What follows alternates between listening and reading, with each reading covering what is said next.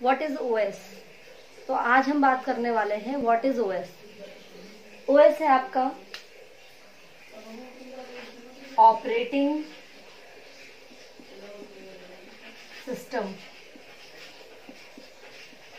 OS से ही आप समझ गए होंगे, इसका फुल फॉर्म है operating system. What is operating system. तो यहां से ही पता चल रहा होगा, ओ से किसी चीज को ऑपरेट करना, ऑपरेट एंड किसको, हमारे सिस्टम को।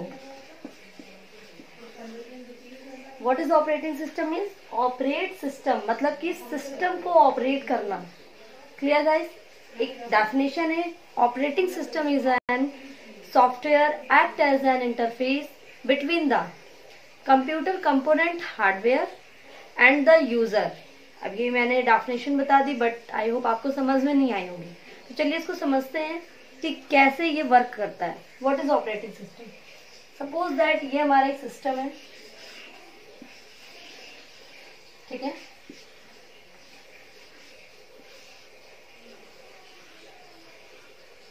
तो ये जो हमारा सिस्टम है, ये वो हमारा सिस्टम, ये हुआ हमारा यूजर, ठीक है। तो इस यूजर को, इस सिस्टम को चलाना है, ठीक है। बट इसमें अगर इसने कुछ लिखा तो इसे कैसे समझ में आएगा, क्योंकि ये ऑपरेटिंग सिस्टम, ये हमारा सिस्टम है जिसको चलाना है और हमें समझ में नहीं आ रहा है। क्यों? क्योंकि ये जो सिस्टम है ये समझता है हमारी मशीन लैंग्वेज। क्या समझता है ये? Machine language. मशीन लैंग्वेज को अदर लैंग्वेज में क्या बोलते हैं? अदर वर्ड में means high level language, sorry low level language, low level language, ठीक है। Low level language. तो ये हुआ मशीन लेवल लैंग्वेज। ये हमारा सिस्टम जो है, कंप्यूटर सिस्टम जो है, मशीन लेवल लैंग्वेज समझता है। यूजर जो है कोडिंग लैंग्वेज समझता है, जिसको बोलते हैं हाई लेवल लैंग्वेज। क्या समझता है? High level language. अब इसको अपनी बात यहां तक ले जानी है, बट हमारा सिस्टम नहीं समझ रहा है। सिस्टम भी जो आउटपुट दे रहा है वो भी नहीं समझ रहा है।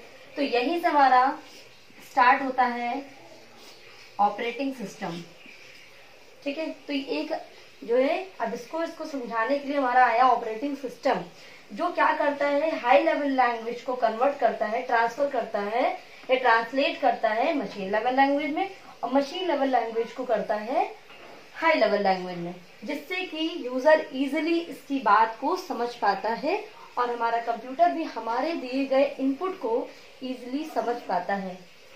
ओके, तो ये किस माध्यम से समझाता है, जिसे बोलते हैं GUI, ग्राफिकल यूजर इंटरफेस के थ्रू जो हमारा ऑपरेटिंग सिस्टम है वो कंप्यूटर तक सारी बातें पहुंचाता है, फिर सिस्टम हमारा यूजर को आउटपुट देता है।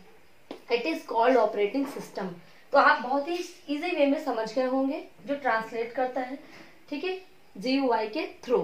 नेक्स्ट है, मैंने अभी आपको डेफिनेशन सुनाई है, operating system is a software act as an interface between the computer hardware and the user। तो यहाँ पे दो वर्ड आ रहे, एक हार्डवेयर, सॉरी एक हार्डवेयर, दूसरा आ रहा है सॉफ्टवेयर।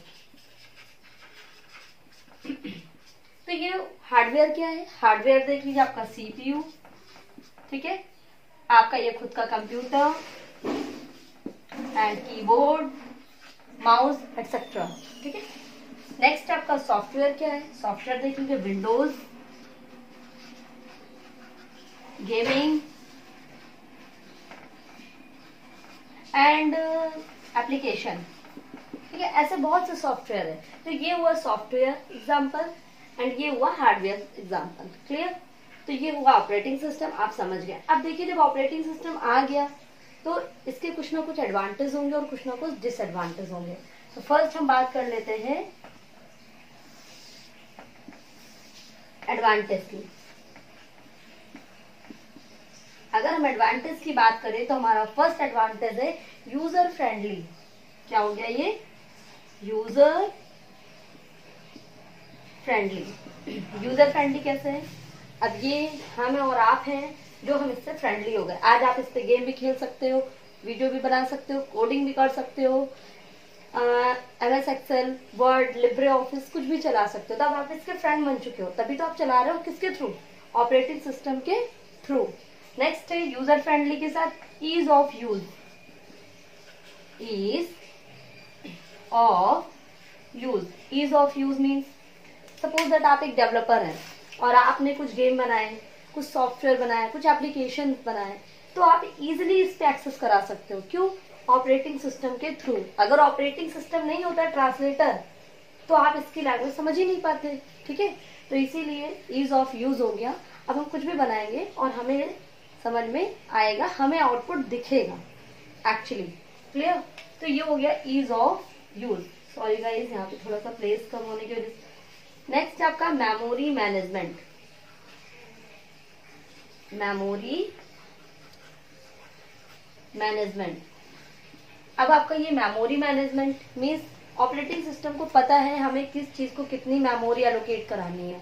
तो ये हुआ आपका memory management, ease of use and something हुआ आपका यूजर फ्रेंडली। नेक्स्ट है आपका GUI। तो ये हुआ आपका जो GUI है, GUI एलोकेट या show, GUI show the in form of icons and buttons. क्या चीज है? Icons and buttons. ये जो GUI है, जो हमें आप सिस्टम जब ओपन करते हो तो यहाँ पे हमें छोटे छोटे आइकन्स दिखते हैं, ठीक है, एंड बटन्स दिखते हैं। जब यहाँ पे आप टास्क बार रहता है आपका 4 पार्ट में, जिसको हम ओपन करके चलाते हैं। ठीक है, तो ये हुआ एडवांटेज। जाहिर सी बात है, जब किसी चीज की एडवांटेज होती है तो डिसएडवांटेज भी होती है। तो वो क्या है? डिसएडवांटेज। तो फर्स्ट डिसएडवांटेज है क्या है हमारा? देखिए, डिसएडवांटेज में ये है कि need inner infrastructure, need inner infrastructure. मतलब कि जब ये बनकर आया तो हमें इसमें कुछ ना कुछ नीड थी, इंफ्रास्ट्रक्चर की नीड थी। ठीक है, जिससे कि ये और अच्छे से मॉडिफाई हो सके और अच्छे से हमें समझ में इनकी बातें आ सके। ठीक है, नेक्स्ट आपका virus attack.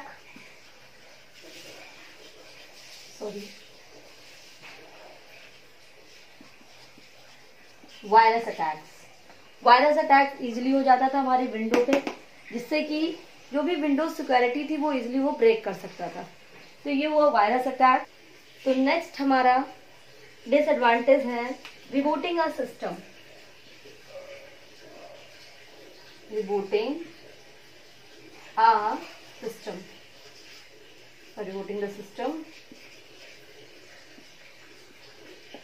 The system means suppose that आप अपने फोन को, मैं इसको एक एग्जांपल के थ्रू समझाती हूँ। सपोज दैट आपने अपने फोन को क्या किया, चलाया, उसमें बहुत सारी एप्लीकेशन एक साथ ओपन कर दी। आपने गेम भी चलाया, कॉन्टेक्ट भी ओपन किया, मैसेजिंग भी ओपन किए, बहुत सारे एप्लीकेशन ओपन कर दिए एट द सेम टाइम। तो क्या होता है, आपका फोन स्लो चलता है एंड हैंग करने लगता है। सेम सिस्टम हमारे सिस्टम के साथ भी ये प्रॉब्लम है। इसमें भी आपने बहुत सारी एप्लीकेशन ओपन कर दी एक साथ, अब ये स्लो चलेगा और हैंग करेगा। तो आपको क्या करना पड़ेगा, अपने सिस्टम को रिबूट करना पड़ेगा। रिबूट मीन्स एक बार ऑफ देन ऑफ करना पड़ेगा, तभी वो जाके अच्छे से वर्क करेगा। जिसकी सारी एप्लीकेशन बंद हो जाएंगी और जो एप्लीकेशन पे आपको वर्क है आप उसी पे वर्क करेंगे। तो ये हुआ रिबूटिंग द सिस्टम। अब मैं आपको कुछ एग्जांपल्स बताना चाहूंगी ऑपरेटिंग सिस्टम के। फर्स्ट आया आपका विंडोज 95। ठीक है, फर्स्ट ऑपरेटिंग सिस्टम में हमारा आया विंडोज 95, 98, ठीक है, एक्सपी और नेक्स्ट है विस्टा।